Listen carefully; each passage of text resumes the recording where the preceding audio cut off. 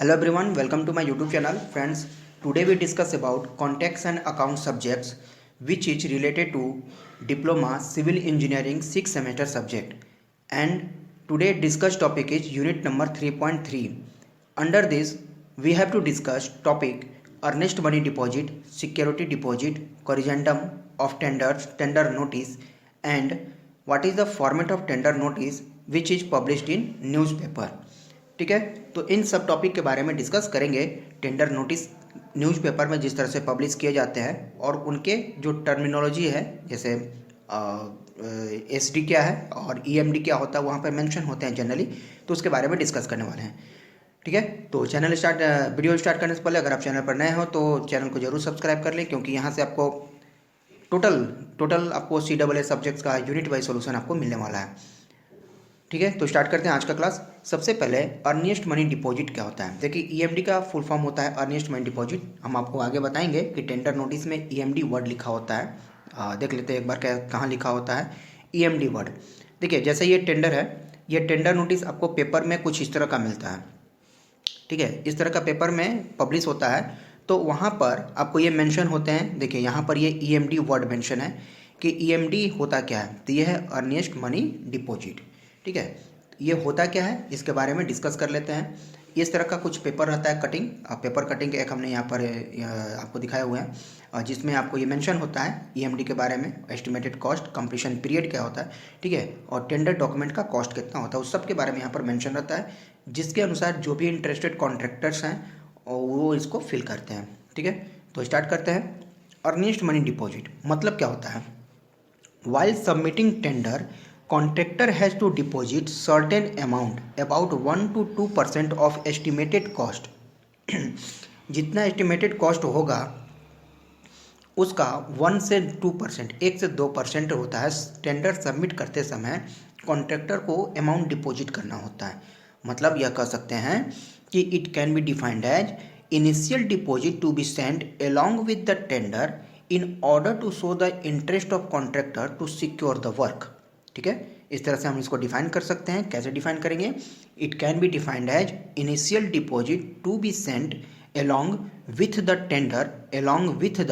tender in order to show the interest of contractor to secure the work।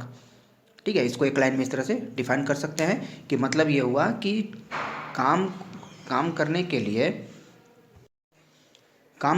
लिए contractors का interest show करना कि हम इसमें इंटरेस्टेड है कि नहीं है, तो उसके लिए कुछ अमाउंट डिपॉजिट करना होता है। जब आप टेंडर को खरीद रहे होते हैं, टेंडर को आप इंटरेस्ट शो करें कि हमको ये काम करना है, आप चाहते हैं काम करना, तो उस समय एक अमाउंट डिपॉजिट करना होता है, जो कि होता है एस्टिमेटेड कॉस्ट का। जितना भी उस प्रोजेक्ट का एस्टिमेटेड कॉस्ट होगा, यानी लागत, अप्रॉक्सीमेट जो लागत है उसका 1 से 2%। अब कोई इसको 1% लेता है, कोई 1.5% लेता है, कोई 1.25% रखता है, कोई 2% रखता है। जैसा टेंडर का एस्टिमेटेड कॉस्ट होता है उसके अकॉर्डिंग इसकी परसेंटेज रखी जाती है।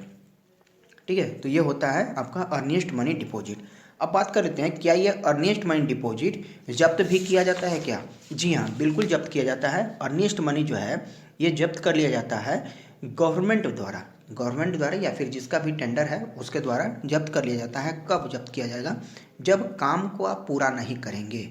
जिस समय से कहा गया, 2 महीने के लिए, 6 महीने के लिए, 1 साल के लिए, जितने समय के लिए काम आपको कहा गया उसके लिए आप राजी हुए और कॉन्ट्रैक्ट साइन किए, तो और वो समय में, तय समय सीमा में अगर आप काम पूरा नहीं करते हैं, तो यह जो 1 से 2% जो आपसे लिया गया है स्टार्टिंग में अर्निएस्ट मनी डिपॉजिट जो है, तो ये आपका जब्त हो जाता है, वो आपको नहीं मिलता है। ठीक है, तो पूछा जाता है कि अर्निएस्ट मनी डिपॉजिट रिफंडेबल होता है कि नहीं। तो in the case of time जो है, अगर आप ज़्यादा ले रहे हैं, चाहे समय से काम पूरा नहीं किए, या फिर आपने कहा है कि इस ग्रेड का वर्क करेंगे और वो अनसेटिस्फैक्ट्री काम किया आपने, मतलब आपने कहा M20 से हम कॉलम बनाएंगे और कॉलम बना दिया है M15 का, तो उस केस में भी ये चीज़ों को जब्त कर लिया जाता है। ठीक है, तो उम्मीद है आपको ये टॉपिक क्लियर हुआ होगा। नेक्स्ट है सिक्योरिटी डिपॉजिट। सिक्योरिटी डिपॉजिट का मतलब होता है कि जब टेंडर एक्सेप्ट हो जाता है, जब आपका टेंडर एक्सेप्ट हो गया, उस समय आपको 5 से 10% जो होता है एस्टिमेटेड कॉस्ट का, जितना भी एस्टिमेटेड कॉस्ट है टेंडर एक्सेप्ट होने के बाद 5 से 10%, ये देखिए ये वेरी करता है डिपेंडिंग अपॉन कंडीशन जैसा भी होगा, और एस्टिमेटेड कॉस्ट जितना होगा उसके अकॉर्डिंग, या कंपनी जैसा होगा उसके अकॉर्डिंग ये वेरी करता है। कोई 6% रखेगा, कोई 8% रखता है, कोई 10% भी रखता है। तो वो चीज़ें डिपॉजिट की जाती है, ठीक है। और ये सिक्योरिटी डिपॉजिट जो होता है आपको लास्ट में रिफंड कर दिया जाता है जब आपने काम सक्सेसफुल कंप्लीट कर लिए होते हैं। या फिर ये डिपॉजिट क्यों मांगा जाता है?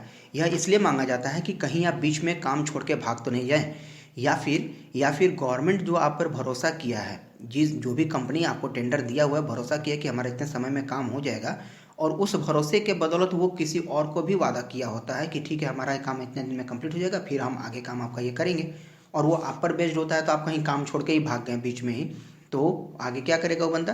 तो ये जो अमाउंट यहाँ पर रहता है 5 से 10%, इसकी भरपाई के लिए होता है। चाहे गवर्नमेंट जो मटेरियल और मशीनरी जो सप्लाई करेगा, चाहे जिसका टेंडर है वो मटेरियल मशीनरी सप्लाई करेगा, उसके लिए सिक्योरिटी डिपॉजिट होता है, ठीक है।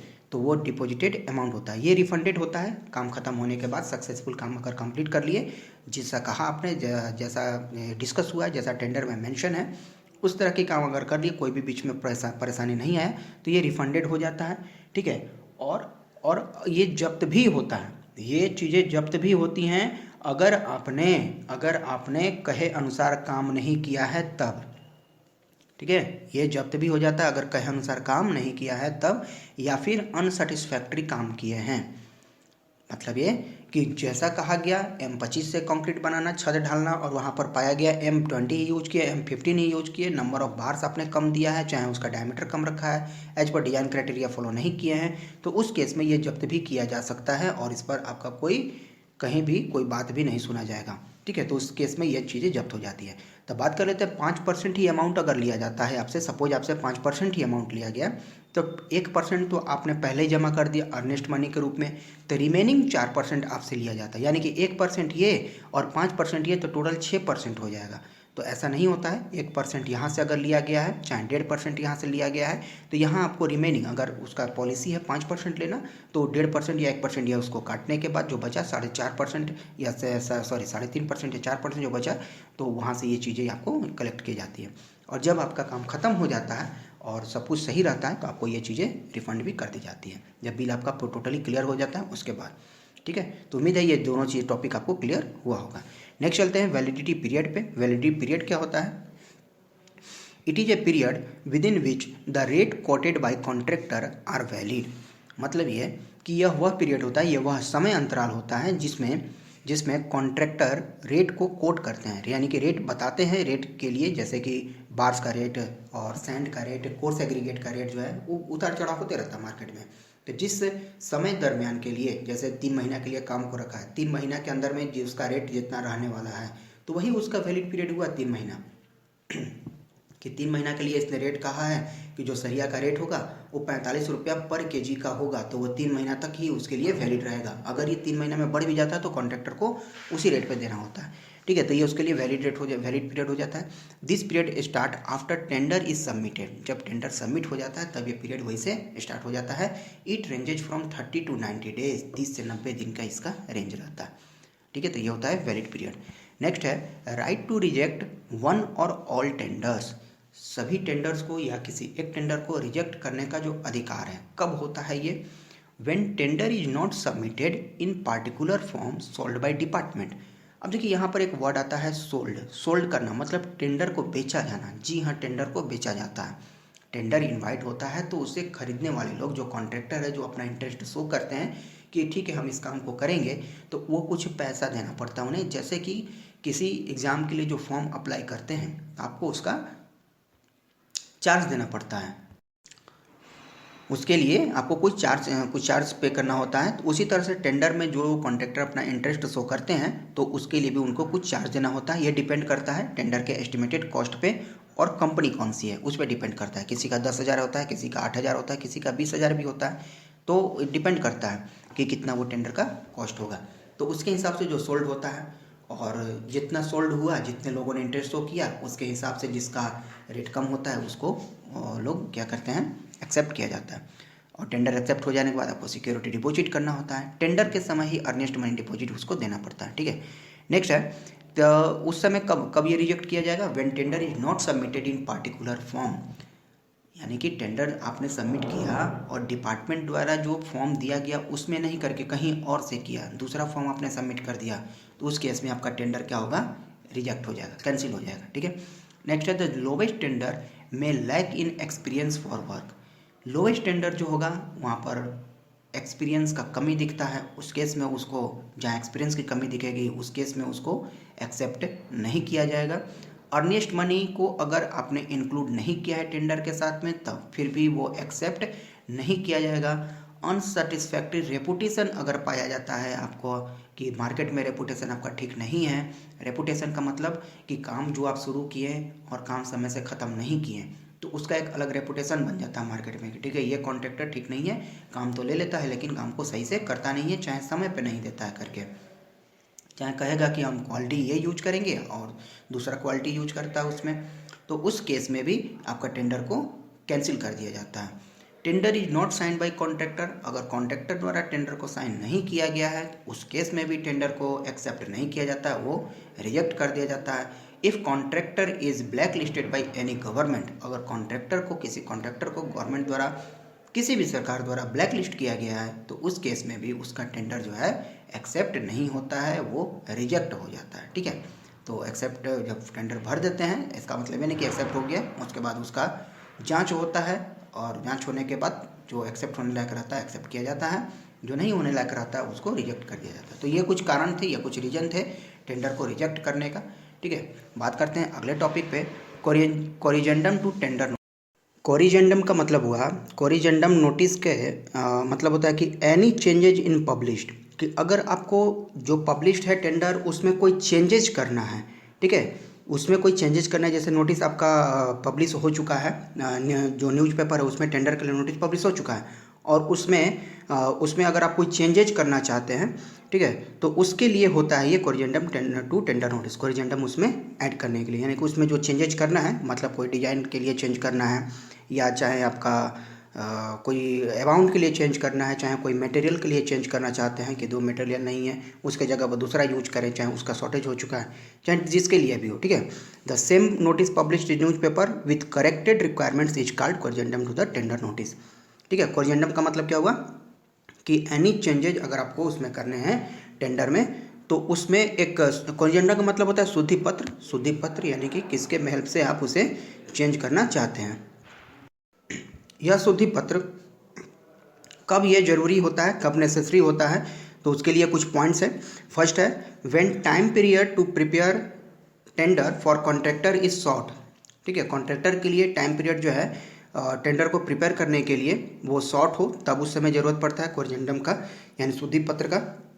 सेकेंड है when there is any major changes either in design, drawing, specification और in amount। देखिए हमने सब में कहा था या तो आपको डिज़ाइन में चेंज करना हो, उसके ड्राइंग में, स्पेसिफिकेशन मतलब कि जो आप मटेरियल यूज करेंगे उसके स्पेसिफिकेशन में, जैसे डायमीटर ऑफ बार्स हो गया, ग्रेड ऑफ एग्रीगेट हो गया, ग्रेड ऑफ सैंड या ग्रेड ऑफ सीमेंट को चेंज करना है, कुछ इसके स्पेसिफिकेशन में आते हैं, या फिर आपको अमाउंट में चेंजेज करना है, तो उसके लिए एक शुद्धि पत्र जारी होता है जिसके हेल्प से आप बोल सकते हैं कि ठीक है इसके जगह पर ये हम सामान यूज करेंगे, ये उसमें चेंजेज किया गया है। नेक्स्ट है tender paper are not ready in office, office में टेंडर पेपर रेडी नहीं हुआ हो उस केस में ये किया जा सकता है। और चौथा पॉइंट है sufficient number of blank tenders are form not sold. देखिए नहीं सोल्ड हुआ हो सफिशिएंट नंबर, जैसे किसी एग्ज़ाम का फॉर्म जो आता है उसके लिए सफिशिएंट नंबर ऑफ फॉर्म अगर नहीं फिल हुए रहते हैं तो उस फॉर्म का डेट बढ़ा दिया जाता है। ठीक है। तो उससे जैसे कि और लोग भी उस फॉर्म को फिल कर सकें, तो उसी लिए आपको एक शुद्धि पत्र भी जारी होता है अगर sufficient number of tender form नहीं सोल्ड हुए हों, ऑफिस से नहीं बिके हों, या फिर परफेक्ट कॉन्ट्रैक्टर नहीं आए हों, सफिशिएंट अमाउंट ऑफ कॉन्ट्रैक्टर नहीं आए हों, तो उस केस में भी शुद्धि पत्र जारी कर दिया जाता है और जिसमें मेंशन होता है कि टेंडर या फिर समय के लिए बढ़ा दिया गया है या फिर इसको होल्ड किया गया है, जैसा कॉम्पिटेंट अथॉरिटी का डिसीजन होगा उसके अकॉर्डिंग ये चेंजेज किया जाता है। तो ये थे ये कोरिजेंडम नोटिस के बारे में। और नेक्स्ट है देख लेते हैं कि टेंडर नोटिस किस तरह से न्यूज़पेपर में जो पब्लिश किए जाते हैं और क्या होता है उसमें। देखिए ये इरकॉन इंटरनेशनल लिमिटेड का एक नोटिस था जो कि पेपर में आया हुआ था, डेट था 26/7/2018 का, उसका कटिंग है ये, जिसमें ये मेंशन है कि टेंडर के बारे में टेंडर नंबर क्या है, वो कंपनी द्वारा उसके हेड ऑफिस द्वारा ये नंबर जारी होता है, किस काम के लिए है, उसका समय है जब मीटिंग हुआ क्वालिफाइंग रिक्वायरमेंट के साथ में वो मीटिंग किया गया, उसके बाद इसको जारी किया गया। कहाँ किया गया है, उस जगह का नाम भी है, कहाँ पे, तो नेपाल में होना है। काम क्या करना है, उस काम के बारे में जिक्र होता है, ठीक है। कितने मंथ का ड्यूरेशन है, और ये ड्यूरेशन के बाद कितना एस्टिमेटेड कॉस्ट है। एस्टिमेटेड कॉस्ट मेंशन होता है, देखिए यहाँ लाख में है तो इतना रुपया लाख का है, 412.96 लाख है। अब इसका 1 से 2% होता है EMD, अर्नेस्ट माइंड डिपॉजिट, जो आपको स्टार्टिंग में बताए थे, ठीक है। 1 से 2%, ये ना तो 1% है ना तो 2% है, 1 से 2% के बीच में वैल्यू ये वेरी कर रहा है। 1.25 के आसपास के परसेंटेज इसने मेंशन किया हुआ है, ठीक है। इसका ही ये परसेंटेज है, तो ठीक है, यही इसके परसेंटेज होते हैं। और टेंडर का जो कॉस्ट होता है ये डिपेंड करता है डिपार्टमेंट के ऊपर, कितना टेंडर का कॉस्ट रखा जाएगा। तो टेंडर नोटिस में ये सभी चीज़ें मेंशन होती हैं, जिसके हेल्प से ये पता चलता है कि कितना ज़्यादा अर्नेस्ट मनी डिपॉजिट वहाँ करना है आपको, और कब तक उससे वो कंप्लीट करना है। तो ये दोनों देख के क्या आपका कॉस्ट इतना है, क्या आपका फाइनेंशियल स्टेटस इसको अलाउ करता है इस फिगर को, और क्या आप 2 महीने में उस काम को कंप्लीट कर पाएंगे। अगर दोनों के लिए आप एलिजिबल होते हैं, आपसे अगर हो पाएगा तो आप 10,000 रुपये का टेंडर उसमें फिल करते हैं, ठीक है। अगर नहीं हो पाता है तो कॉन्ट्रैक्टर इसको फिल नहीं करते हैं। तो यही होता है, जिसको देख करके आपको टेंडर जा करके फिर उसे फिल करना होगा और उसके लिए अप्लाई करना होगा। लास्ट में जो मैनेजर होगा, जो इसका हायर कॉम्पिटेंट अथॉरिटी होगा, उसका यहाँ पर सिग्नेचर होता है और उस जगह का नाम भी होता है, ठीक है। तो उम्मीद है आपको ये चीज़ें समझ में आई होंगी कि earnest money deposit, security deposit, अर्जेंटम नोटिस क्या होता है, और किस तरह से टेंडर जो है पब्लिश किए जाते हैं न्यूज़पेपर में। तो आज के क्लास में इतना ही। अगर आप कुछ नया सीखे हैं तो चैनल को जरूर सब्सक्राइब करें, और वीडियो अच्छी लगे तो लाइक और शेयर जरूर करें। मिलते हैं अपने नेक्स्ट क्लास में कुछ नए टॉपिक के साथ में।